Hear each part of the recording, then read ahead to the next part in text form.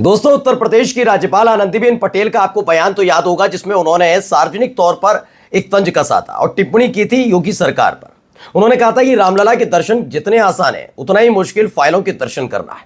यानी योगी आदित्यनाथ की सरकार पूरी तरह से फ्लॉप और फेल नजर आ रही है।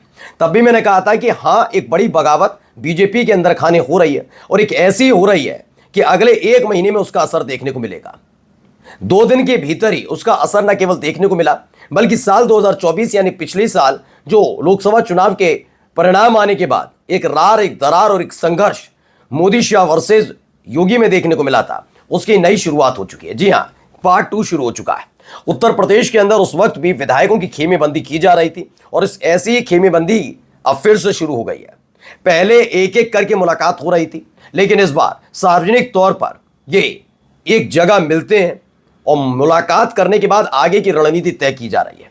यह रणनीति मोदी शाह की टेंशन बढ़ाने वाली है, बल्कि इसके साथ साथ योगी आदित्यनाथ का कितना प्रबल समर्थन विधायक उनके करते हैं यह भी देखने वाले हैं। क्योंकि जिस जाति विशेष से जुड़े विधायकों ने मुलाकात एक जगह की है, उसने लखनऊ से लेकर दिल्ली तक सियासी पारा गरमा दिया है। नमस्कार, मैं हूं प्रज्वल गौतम और आप देख रहे हैं न्यूज सर्किल। आपको तो पता ही है कि किस तरह के हालात फिलहाल उत्तर प्रदेश के अंदर बने हुए हैं। जब जब मौका मिलता है योगी आदित्यनाथ करते हैं, उसके बाद दूसरी तरफ से मोदी शाह की तरफ से भी कुछ ना कुछ होता रहता है। काफी घटनाक्रम घट चुके हैं, उसका चर्चा बाद में करेंगे, लेकिन ताजा घटनाक्रम जो घटा है उसे समझिएगा। सबसे पहले ये खबर निकल कर आई, दैनिक भास्कर की खबर है, यूपी में 40 ठाकुर विधायकों का कुटुंब परिवार।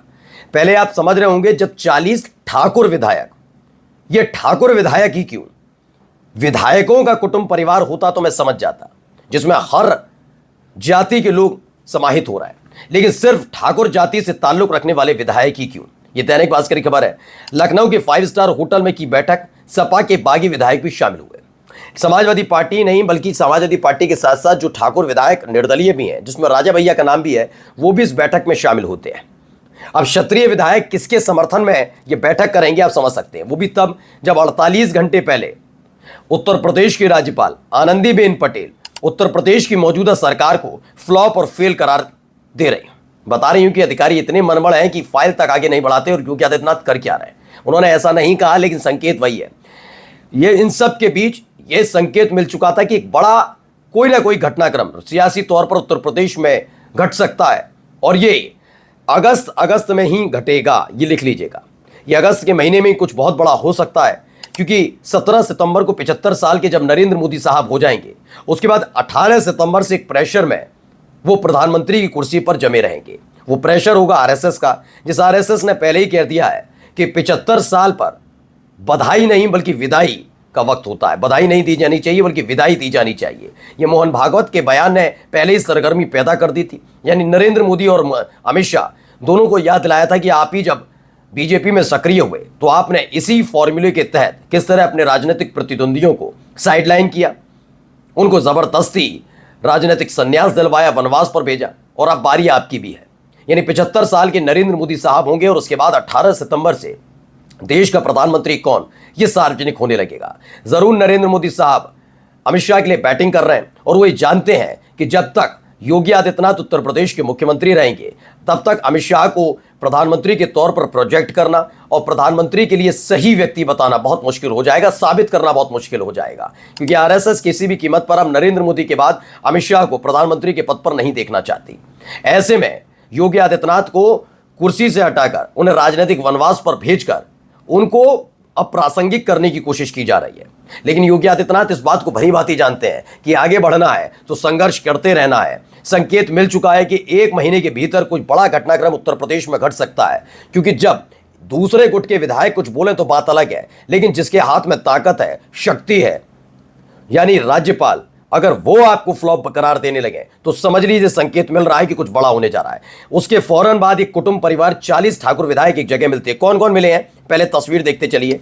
ये एक एक करके कई तस्वीरें हैं और एक खास बात इन तस्वीरों में यही है कि सारे के सारे जितने भी विधायक आपको नजर आ रहे हैं, इसमें विपक्ष के भी हैं, इसमें आप जाकर देखिए, विपक्ष का मतलब बागी विधायक और राजा भैया भी हैं, तमाम लोग हैं, लेकिन सारे सारे क्षत्रिय विधायक हैं। देखते चलिए, कई तस्वीरें कि राजा भैया की भी तस्वीर निकलकर सामने आई।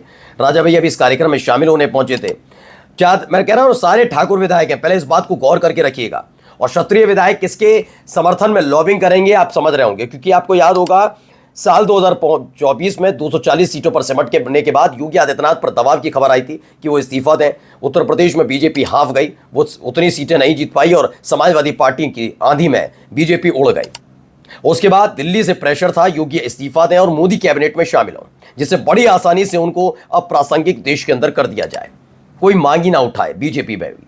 लेकिन ऐसा हुआ नहीं। योगी आदित्यनाथ ने इस्तीफा नहीं दिया, वो संघर्ष करते रहे। फिर आरएसएस की बैकिंग हुई, यानी आरएसएस ने समर्थन दिया योगी को और उसके बाद मामला शांत हुआ, लेकिन खत्म नहीं। और वही यहां पर हो रहा है। जैसे ही आनंदीबेन पटेल की तरफ से ये संदेश दिया गया, उसके फौरन बाद ये 40 ठाकुर विधायक मुलाकात करते हैं। ये देखिए, एक एक करके मुलाकात बताया जा रहा है। ये मुलाकात का सिलसिला बढ़ाया जाना है।